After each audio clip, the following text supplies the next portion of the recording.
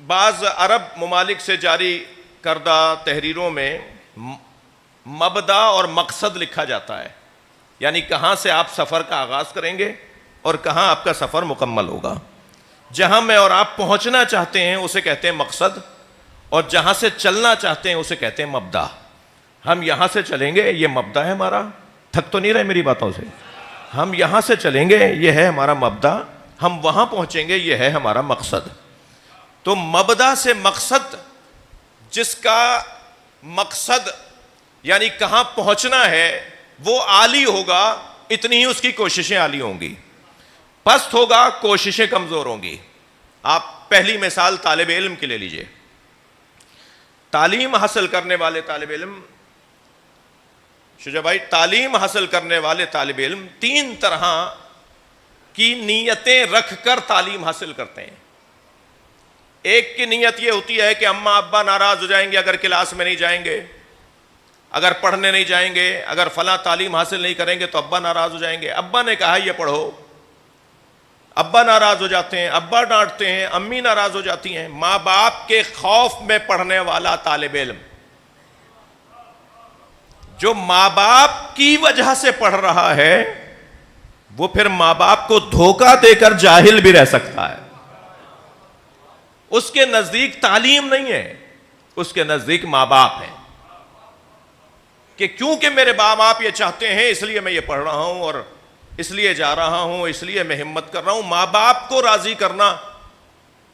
دوسرا، طالب علم کا خیال یہ ہوتا ہے کہ پڑھ لوں تاکہ ڈگری مل جائے، ڈگری مل جائے تاکہ نوکری مل جائے، تو بس یہ کوشش بھی ڈگری کے لیے کرے گا، یہ کوشش بھی نوکری کے لیے کرے گا۔ پاکستان کے وزارت تعلیم کے ایک بڑے منصبدار وفاقی سطح کے شخصیات تشریف فرمائے، میں وہ کہیں گی تو میں مجلس کے بعد انہیں نام بھی بتا دوں گا، میرے ساتھ حج کے سفر پہ تھے۔ مجھ سے کہنے لگے کہ ہمارے ہاں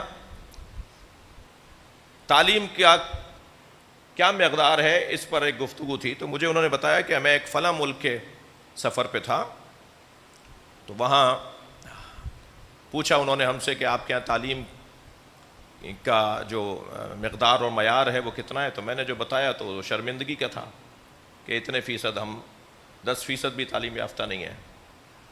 انہوں نے کہا ہمارے یہاں 92%، 92% ہمارے یہاں تعلیم یافتہ ہیں۔ تو اب میں تو شرمندہ ہی ہو رہا تھا، تو اچانک ہماری گاڑی ایک سگنل پر رکی، تو ایک مہتر جھاڑو دینے والا، روڈ پہ جھاڑو دینے والا، اسے انہوں نے کہا ہماری ایک بات سنو گے، ہم سے بات کچھ سنو گے؟ وہ قریب آ گیا، تو جب اس سے پوچھا گیا تو وہ اعلیٰ تعلیم یافتہ ایک بندہ تھا، تو انہوں نے ان سے کہا کہ تم یہ اتنا پڑھنے کے بعد روڈ پہ جھاڑو لگا رہے ہو؟ تو اس نے جواب دیا کہ میں نے تعلیم نوکری کے لیے حاصل نہیں کی تھی، شعور کے لیے حاصل کی تھی۔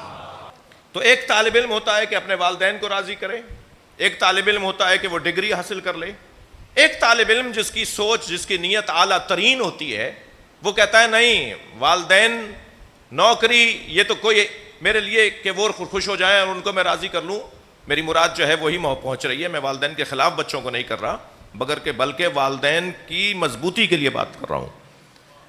وہ نیت یہ ہوتی ہے کہ تعلیم حاصل کرنا ثواب ہے اور عبادت ہے۔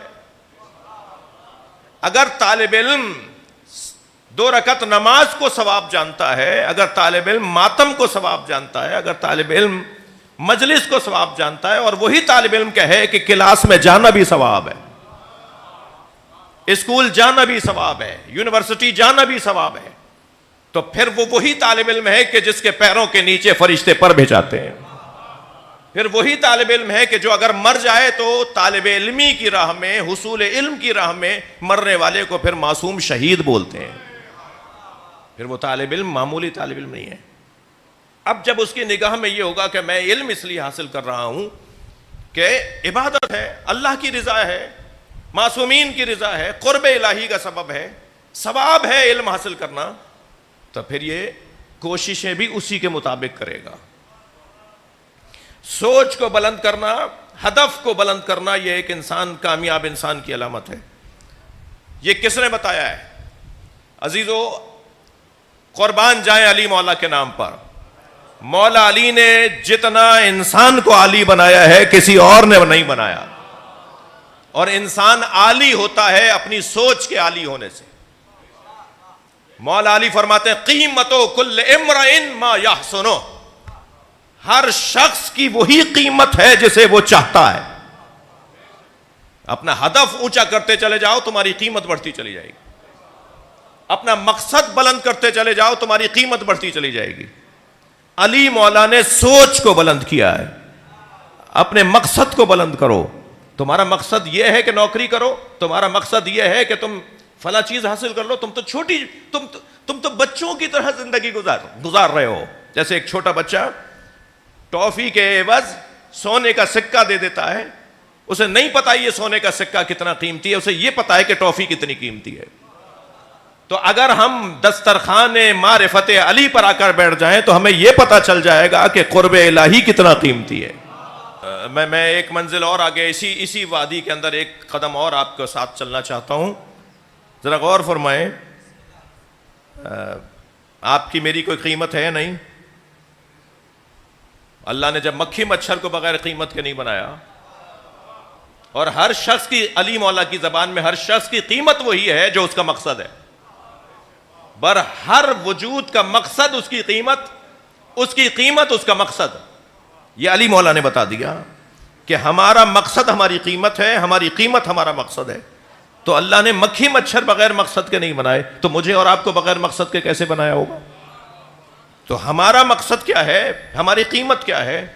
ہماری قیمت کیا ہے یہ میں کیسے جانوں؟ جب تک کہ کوئی قیمتی وجود نہ بتائے کہ تمہاری قیمت کیا ہے. اور تاریخ ابدیت میں سب سے اچھا قیمتی وجود اگر کوئی ثابت ہوا ہے تو اسے علی کہتے ہیں. من الناس من یشری نفسہ ابتغاء مرضات اللہ واللہ رؤوف بالعباد. کچھ لوگ ہیں جو اپنے آپ کو بیچتے ہیں اللہ کی مرضیوں کے بدلے میں. تو کون ہے جس نے اپنی قیمت لگائی ہے اللہ کا قرب؟